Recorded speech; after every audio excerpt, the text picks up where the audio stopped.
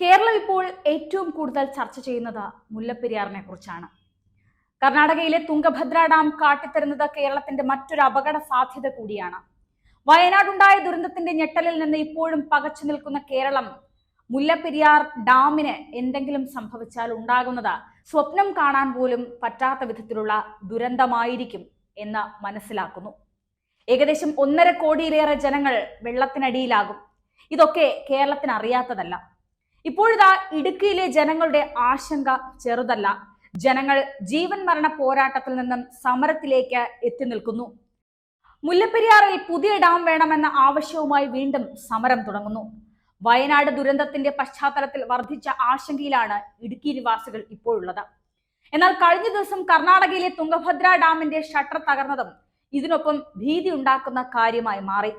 മുല്ലപ്പെരിയാർ കഴിഞ്ഞാൽ രാജ്യത്തെ രണ്ടാമത്തെ വലിയ സുർക്കിയിൽ പണിത ഡാമായിരുന്നു തുംഗഭദ്ര. ഇത്തരം അനുഭവങ്ങളെല്ലാം മുൻനിർത്തി വീണ്ടും ശക്തമായ പ്രതിഷേധം തുടങ്ങാനാണ് ഇപ്പോൾ നാട്ടുകാരുടെയും സമരസമിതിയുടെയും ഒക്കെ തീരുമാനം. ഇതിനായി സമരസമിതി പുനഃസംഘടിപ്പിച്ചിരിക്കുകയാണിപ്പോൾ. ഈ മാസം 15-ന് യോഗം ചേർന്ന് സമരം തുടങ്ങുന്ന തീയതി പ്രഖ്യാപിക്കുമെന്നാണ് ഇപ്പോൾ പറഞ്ഞിരിക്കുന്നത്. മുല്ലപ്പെരിയാർ ഡാം ജലബോംബാണെന്നും ഡീകമ്മീഷൻ ചെയ്യണമെന്നും ഇടുക്കി MP ഡീൻ കുര്യാക്കോസ് ലോക്സഭയിൽ ആവശ്യപ്പെട്ടിരുന്നു. ഇതോടെ ഡാമിന്റെ സുരക്ഷ സംബന്ധിച്ച് വീണ്ടും വലിയ ചർച്ചകൾ ഉയരുകയാണ്. അതിനോടൊപ്പം തന്നെ തുംഗഭദ്ര ഡാമിന്റെ ഷട്ടർ തകർന്ന സംഭവം കൂടി റിപ്പോർട്ട് ചെയ്തതോടെ സമരം പുനരാരംഭിക്കുവാൻ നീക്കങ്ങൾ തുടങ്ങിയിരിക്കുകയാണ് ഇപ്പോൾ ഇടുക്കി ജനത. മുല്ലപ്പെരിയാർ സമരസമിതി, പെരിയാർ വാലി പ്രൊട്ടക്ഷൻ മൂവ്മെന്റ്, വ്യാപാരി വ്യവസായി ഏകോപന സമിതി തുടങ്ങിയ സംഘടനകളാണ് ഇപ്പോൾ സമരം പ്രഖ്യാപിച്ചിരിക്കുന്നത്. സംയുക്ത സമരസമിതിയുടെ നേതൃത്വത്തിൽ കഴിഞ്ഞ ആഴ്ച പ്രകടനവും യോഗവും ഒക്കെ തന്നെ നടന്നിരുന്നു. പുതിയ ഡാം പണിയണമെന്ന ആവശ്യവുമായി 2006-ൽ ചപ്പാത്തിൽ മുല്ലപ്പെരിയാർ സമരസമിതി തുടങ്ങിയ പ്രതിഷേധം 3000 ദിവസത്തോളം നീണ്ടു നിന്നിരുന്നു. വയനാട് ദുരന്തമുണ്ടായതോടെ 130 വർഷം പഴക്കമുള്ള ഡാം ഉണ്ടാക്കാവുന്ന നാശനഷ്ടങ്ങളെ കുറിച്ച് കൂടുതൽ ആശങ്കയുണ്ടായിരിക്കുന്നു. ഇപ്പോൾ ഭൂകമ്പ സാധ്യതയുള്ള പ്രദേശത്താണ് മുല്ലപ്പെരിയാർ ഡാം സ്ഥിതി ചെയ്യുന്നത്. 2021-ൽ ഐക്യരാഷ്ട്ര സംഘടനയുടെ university institute four water environment and health ഡാമിന്റെ സുരക്ഷയിൽ ആശങ്ക പ്രകടിപ്പിച്ചുകൊണ്ട് റിപ്പോർട്ട് നൽകിയിരുന്നു. ഇത് ചൂണ്ടിക്കാട്ടിക്കൊണ്ട് ഹൈബി ഈഡൻ MP കേന്ദ്ര ജലവിഭവ മന്ത്രിക്ക് നിവേദനവും നൽകിയിരുന്നു.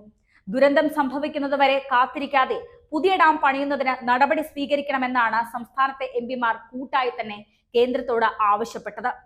എന്നാൽ ഈ ആവശ്യം കേന്ദ്രം തള്ളിയിട്ടില്ല. കേന്ദ്രം ഇക്കാര്യത്തെക്കുറിച്ച് ചർച്ച നടത്തുകയാണ്. സംസ്ഥാനത്തെ 5 ജില്ലകൾ പൂർണ്ണമായും തുടച്ചു മാറ്റാൻ ശേഷിയുള്ള കേരളത്തിന്റെ ഘടനയെ തന്നെ മാറ്റിമറിക്കാൻ കഴിയുന്ന ഒരു വലിയ ദുരന്തമോ അല്ലെങ്കിൽ ഏറ്റവും വലിയ ഒരു അപകടമാണ് മുല്ലപ്പെരിയാറിൽ കാത്തിരിക്കുന്നത്. മുല്ലപ്പെരിയാർ ഡാമിന്റെ പരമാവധി സംഭരണ ശേഷി 152 അടിയും അനുവദനീയ സംഭരണ ശേഷി 142 അടിയുമാണ്.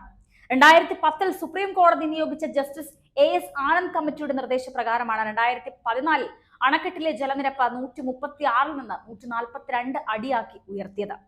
കേരളത്തിലെ ലക്ഷക്കണക്കിന് ജനങ്ങളുടെ ജീവനും സ്വത്തിനും ഭീഷണിയായി നിൽക്കുന്ന മുല്ലപ്പെരിയാർ ഡാമിന്റെ കാര്യത്തിൽ കേന്ദ്ര സംസ്ഥാന സർക്കാരുകൾ ഇടപെട്ട് ഉടൻ തന്നെ ശാശ്വത പരിഹാരം ഉണ്ടാക്കിയില്ലെങ്കിൽ മലയോര ജനത സമരമുഖത്ത് സജീവമാകുമെന്ന് ഇടുക്കി രൂപതാ മെത്രാൻ മാർ ജോൺ നെല്ലിക്കുന്നേലും പറഞ്ഞിരിക്കുകയാണ്.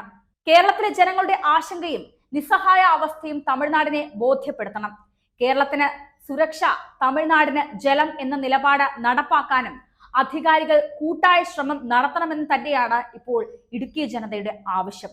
അതുകൊണ്ട് തന്നെ ഇനിയൊരു ദുരന്തമുണ്ടാകുന്നത് നോക്കി നിൽക്കാതെ കേന്ദ്ര സംസ്ഥാന സർക്കാർ സംയുക്തമായി നടപടിയെടുത്ത മുല്ലപ്പെരിയാർ ഡീകമ്മീഷൻ ചെയ്യണമെന്ന ആവശ്യം ഇപ്പോൾ ചർച്ച മാത്രമല്ല, അത് യാഥാർത്ഥ്യത്തിലേക്ക് കൊണ്ടുവരണമെന്നാണ് ഒരു പറ്റം ജനങ്ങളുടെ ആവശ്യം.